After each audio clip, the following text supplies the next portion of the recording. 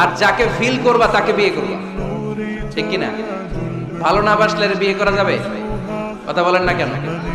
বিষ্ণু ইসা ইসলাম বলেছেন, যে যাকে বিয়ে করবে সেজন্য তার এমন কিছু দেখে নেয় যেটা দেখার ফলে তার প্রতি তার ভালোবাসা সৃষ্টি হয়। এটা সুন্নাত।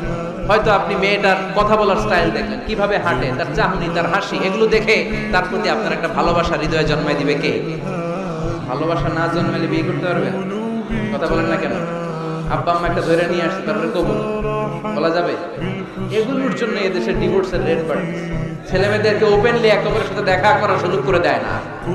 বিয়ের আগে মুরব্বীদের সুপারভিশনে কথা বলা, দেখার সুযোগ করে দিবে। যখন পূর্ণাঙ্গভাবে দেখা দেখি হয়ে যাবে, আল্লাহর উপর তাওয়াক্কুল করে কবুল বলে ফেলতে হবে, ঠিক কিনা? এজন্য স্কলাররা বলে, ইদা লা তাকনা লা তাতাজাওয়াজ, যদি তোমার ভালো না লাগে বিয়ে করবে না।